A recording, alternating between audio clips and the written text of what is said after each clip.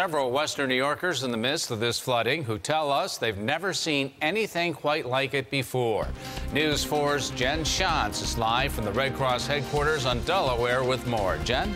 Well, Don, as you mentioned, Western New Yorkers now living in South Carolina say properties are flooded, roads now look like rivers, and people's front lawns look like small lakes. But for many, that's really the smallest of their concerns, considering that while the rain is expected to let up, the flooding has not, and neither has the danger. Oh my God, the truck is sinking.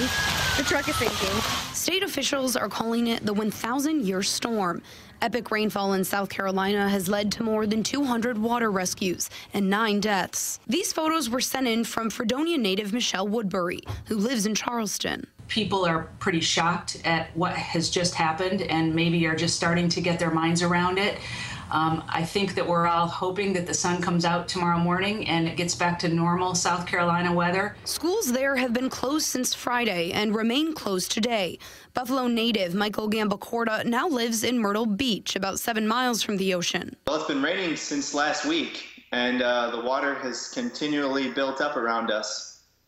And unfortunately now it's hit a threshold and it looks like most of the streets are closed. Gambacorta also had to close his office because he couldn't get to it. He's hoping to get back to work tomorrow, but there's no telling when and if floodwater will clear. It was creating a lot of sinkholes in the roads nearby, and all the ditches just overflowed into the street, so there's no telling how bad it is going to be. Officials in South Carolina warned that while rain might be subsiding in some areas, more evacuations are expected. Perhaps we got the liquid version of the snowpocalypse from last November that happened there in Orchard Park in Hamburg.